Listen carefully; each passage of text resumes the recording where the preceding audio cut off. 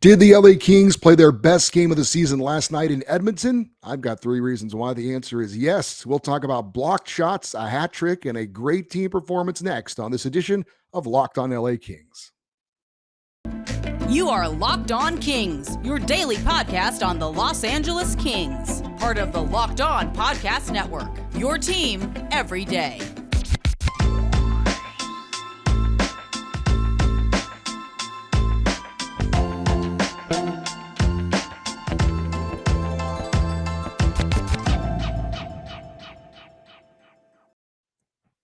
Hey, Kings fans, welcome to Locked on LA Kings, your team every day. Thanks for making Locked on LA Kings your first listen every day. We are free and available wherever you get your podcasts and on YouTube. Please like and subscribe if you're enjoying this content. At last check, we were at 875 subscribers, looking great to hit our goal of 900 by the end of November. Thank you all so much to all of you that have subscribed, and thank you for your support of the YouTube channel and the podcast as well. And if you can, recommend the show to your fellow Kings fans. I'm Eddie Garcia, your host of Locked on LA Kings. I've worked in sports media for almost 30 years. The past 20 plus years, I've been at the Fox Sports Radio Network. I'm also co-host of the Puck Podcast, a weekly NHL review show that's been putting out content for the past 16 years. And of course, a passionate LA Kings fan for over 30 years. I'm also sick, feeling okay, but my voice is not 100% for sure. Been doing a lot of coughing, very kind of itchy and scratchy throat. So if I have to take a sip of a beverage at some point in the show, I hope you will understand. I am keeping my fingers crossed that I don't have any kind of a coughing fit. But I'll tell you what, I'm feeling a lot better after last night's game. We got to talk about the Kings in Edmonton taking on the Oilers for the first time since their Game 7 loss in the first round of the playoffs last season. This was game number 19 of the year for the LA Kings and game 2 of their current 4-game road trip. LA was looking to bounce back after a less than great performance in Calgary on Tuesday, where the Kings allowed 4 first-period goals en route to a 6-5 loss. The lineup for the Edmonton Oilers game was a familiar one of late. Anze Kopitar, your top-line center, with Adrian Kempe and Gabe Vilardi on his wings. Philip Deneau, your second-line center, with Trevor Moore and Viktor Arvidsson on his wings. Rasmus Kupari centering the third line. Kevin Fiala and Carl Grundstrom on his wings. And Blake Lizotte centering the fourth line. Jarrett Anderson-Dolan still in the lineup with the injured Brendan Lemieux and Arthur Kaliyev, his wingers. Your defensive pairs were Drew Doughty and Mikey Anderson, Matt Roy and Sean Durzi, Sean Walker and Alex Edler, and your goaltender was Cal Peterson. As for the lineup, you could have understood if Todd McClellan wanted to shake things up after an ugly loss and a terrible defensive effort in Calgary, but he didn't. Decided to stick with this lineup for at least another game to see how they could respond. I was a little surprised to see Cal Peterson in net. The Kings do have back-to-back games coming up this Friday and Saturday in Vancouver and Seattle, and I know we're going to see Cal in one of those games, but I honestly didn't expect to see him last night in Edmonton. Well, it worked out. As for the game, some keys for me going into it was, number one, stay out of the penalty box. We saw last season how good the Oilers' power play was with stars Connor McDavid and Leon Draisaitl, and the Oilers came in ranked number 3 in the NHL in power play percentage this season. Stay out of the box, number one. Number two, obviously play much better team defense than we saw in Calgary. Limit the Oilers' chances in those grade A scoring areas and prevent any odd man rushes or breakaways as much as possible. And number 3, have Cal Peterson play a solid game and have something to build on as he continues to try and find his way in net this season. Well, LA came out in this one and played a great first 10 minutes. It included the first goal of the game. About 5 minutes in, puck was deflected into the center of the ice, well above the top of the faceoff circle, and it slowly made its way to Trevor Moore, who blasted a slap shot past the Oilers goaltender Stuart Skinner, and that made it 1-0. Kings forward Viktor Arvidsson would help the Kings hold on to that 1-0 lead with a terrific defensive play. Connor McDavid went hard to the net and put a one-handed push shot towards Cal Peterson. It deflected off of Cal and was heading into the net when Arvidsson knocked the puck out of midair and out of harm's way. Great play by Viktor Arvidsson. Late in the period, Anze Kopitar had a great sequence. After losing his stick, Kopi played defense in front of the net, blocking 2 shots in the same sequence. First, a shot from the point, and then a rebound chance. Great stuff from the captain, and that would be a theme on the night, the blocked shots. I don't know if it was something that was emphasized going into the game or if it kind of fed off itself. But it was clear the Kings were looking to block shots, and they did a lot of that in this game. My guess is that it was something that just started to happen and kind of fed off itself. When you see other guys on the team blocking shots and sacrificing themselves, it has a tendency to be infectious, and other players want to pull that rope as well and hold up their end of the deal. And it seemed like a couple of guys blocked some shots, and then it just kind of perpetuated on itself. And the Kings did an amazing job in blocking shots. Also, the second period, there was a moment that I thought was pretty telling. It was clear and understandable that the Kings were making a concerted team effort to play Connor McDavid tough. Probably not even arguably the best player in the NHL. When he got the puck, it was clear the Kings were having multiple players play him in an effort to make him be a facilitator and not a finisher. Sometimes easier said than done, but it was clear the Kings were saying Connor McDavid is not going to beat us tonight. At least that's our plan. Now, Kings defenseman Alex Edler stepped up on McDavid when he had the puck, and there was a knee-on-knee hit. It upset McDavid and understandably drew a response from Oilers defenseman Darnell Nurse. Was it a knee-on-knee hit? It was. Do I get why the Oilers were upset about it and why Connor McDavid didn't like it? Sure. Do I think it was an intentionally dirty play? I don't. I think Edler was just trying to be physical on McDavid, and the result was what the result was. I think watching Alex Edler play now for over a season, you get a feel for what kind of a player he is. I think he's a pretty heads up player. I have not noticed him doing anything. I mean, he's physical because he's a bigger guy, but I don't see him as being that type of player that would take a cheap shot on a guy. I think he's just trying to be physical with a very good player, and unfortunately, the result was what the result was. Like I said, the Oilers were upset about it. I get that. You never want to see a star player take a hit on his knee. But it was interesting that even after that, the Kings didn't go shorthanded. Edler was called for a penalty, but Darnell Nurse got called for 2 roughing minors on the play. And so it was even strength after that. But the result was that Connor McDavid was clearly upset about this throughout the game. He was taken out of his game, in my opinion, not only because of that hit, but also because of the great team defense by the LA Kings. Very surprised to see McDavid let that get to him. Again, I understand in the moment being upset about it, but it really did affect Connor McDavid, and I thought it was pretty obvious. As I mentioned, there was no power play as a result, but McDavid actually showed his frustration throughout the game, and in particular, taking a retaliation cross-check penalty to get some payback on Alex Edler, and that actually canceled out what was going to be an Oilers power play. So again, I get McDavid being upset about the hit, but that was a totally selfish play on his part. His team was down a goal, and they had a power play opportunity, and he took a power play away so he could get a little bit of personal revenge. And that was surprising to see, really surprising to see. That said, the Oilers did tie up the game on a Kings mistake. Blake Lizotte tried to backhand a pass up the middle in his own zone. It was intercepted and led to the equalizer. And I remember thinking at the time, all that work, the Kings have been the better team throughout this game, and one mistake finds the back of the net. But to the Kings' credit, they turned the page and didn't let it frustrate them or take them out of what they were doing well. They continued the solid play that we had seen all game long up to that point, and loved the response from the Kings in that situation. It resulted in the Kings reclaiming the lead by them just doing what they were doing.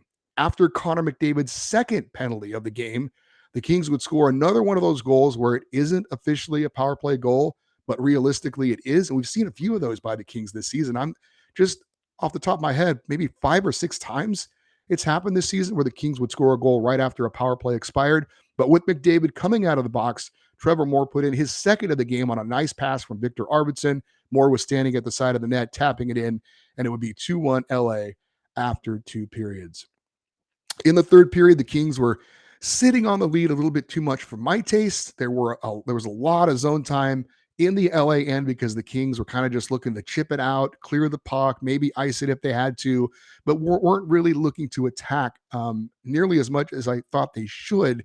I totally get you've got the lead and you want to continue to play good team defense, but sometimes the best defense is a good offense. I thought they needed to make a little bit more of an effort to keep the puck down in the Oilers' end, try to cycle the puck. And even if you're not necessarily looking to score another goal, again, the Oilers can't score if they're in their own end working on defense. But the Kings were trying to sit on that lead, and there was some nervous moments. But all in all, the Kings did a great job.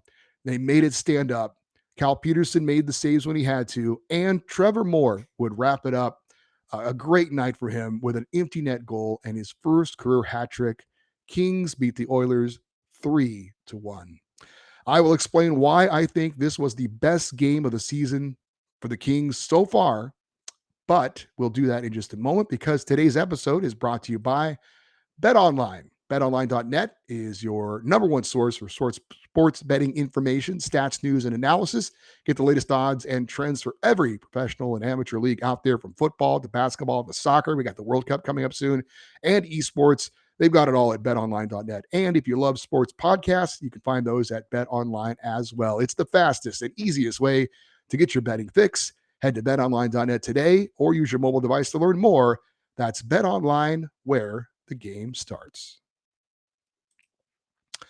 So why do I think this is the Kings' best win of the year? Well, first and foremost, they played smart, not just positionally, but with most of the decision making and, just playing great all around team defense, especially coming off the ugly performance against the Calgary Flames.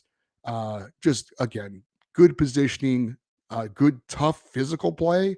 And you allow one power play against the Edmonton Oilers, and you play a physical, smart game.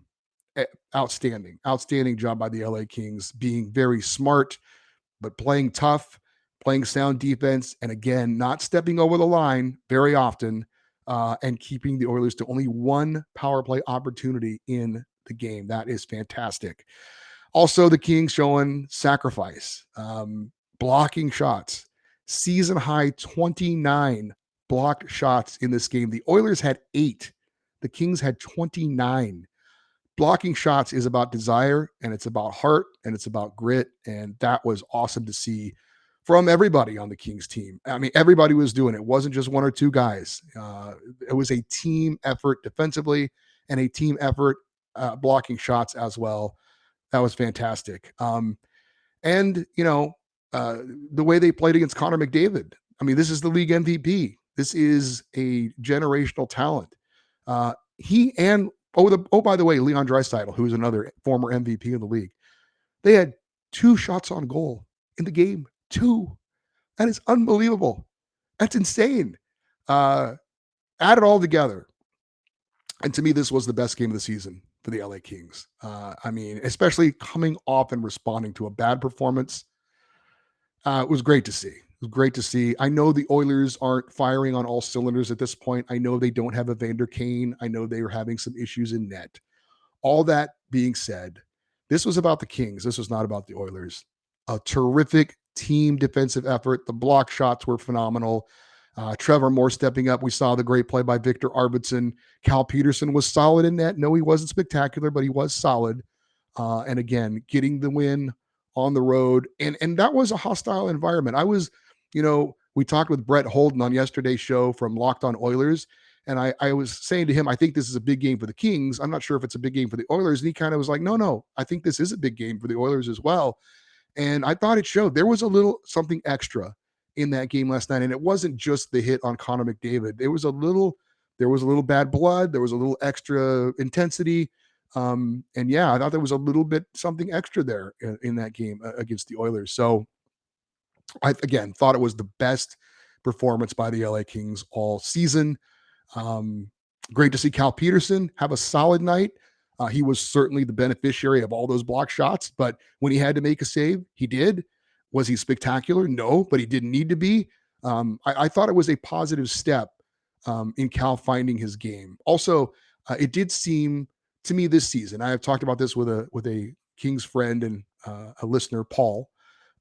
It seems like the Kings play harder for Jonathan Quick. Now, I don't know that that's the case, and I'm certainly not saying there's any concerted effort on their part because they like Quick better or something like that. No, I just think, I don't know, maybe it's just the way Jonathan Quick plays, his style, the way he's kind of going all out all the time. Maybe that's infectious to his teammates. I don't know, but it's something that Paul and I have noticed.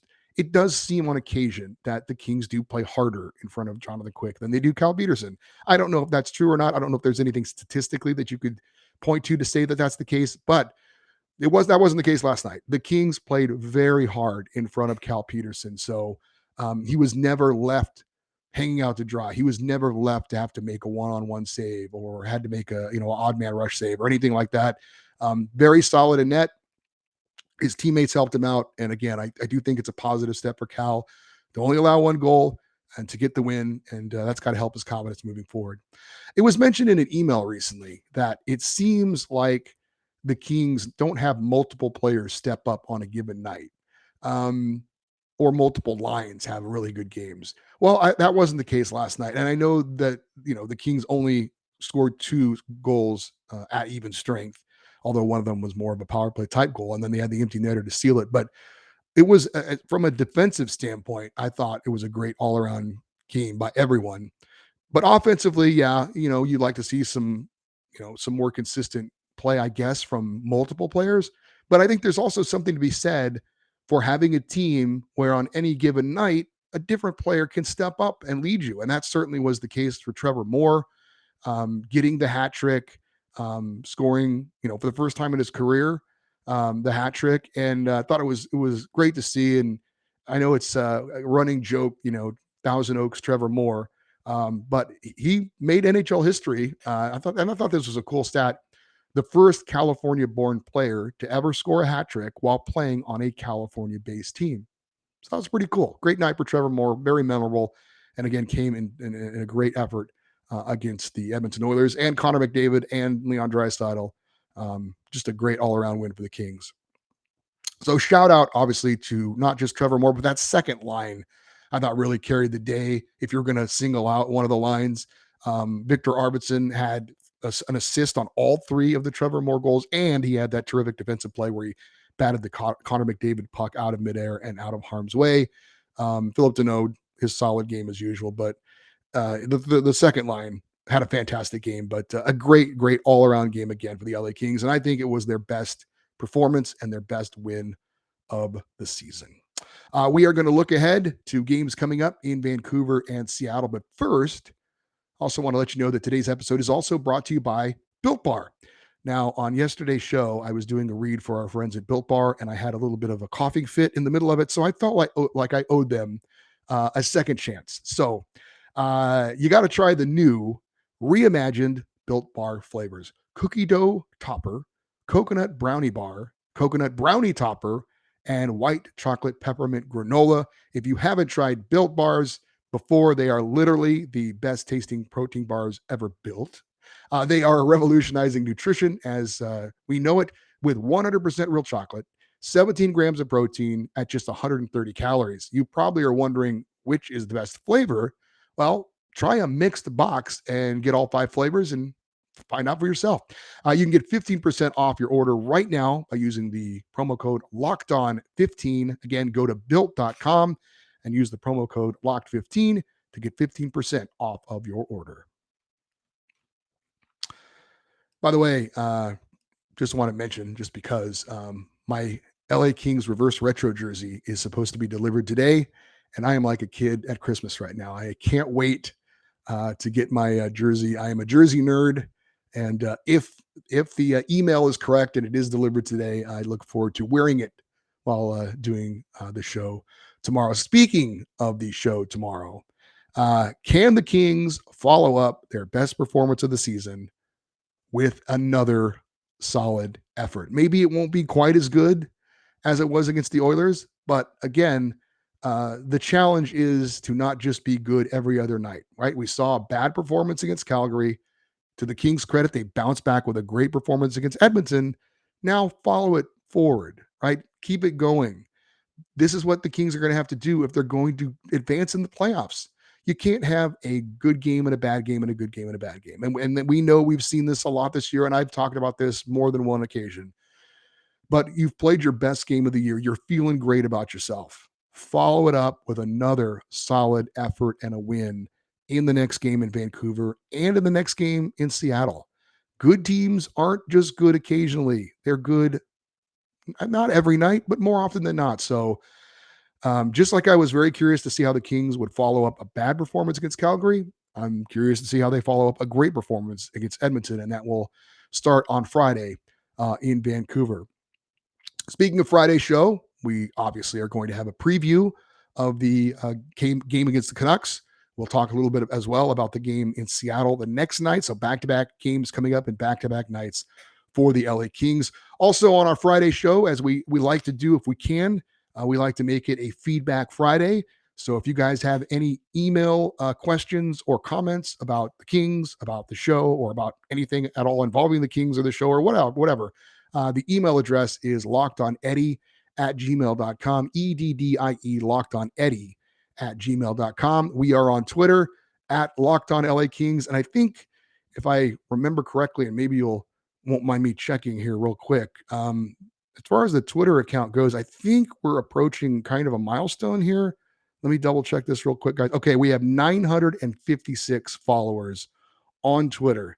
Let's see if we can't. I know you guys have been so good about reaching goals when it comes to YouTube subscriptions.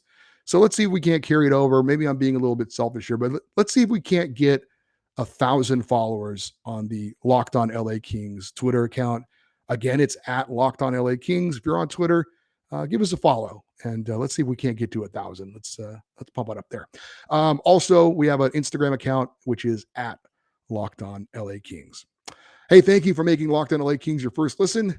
For your next listen, check out Locked On Sports Today. It's got the biggest stories of the day, plus instant reactions, big game recaps, and the take of the day, available on the Audacity app, YouTube, and wherever you get your podcasts.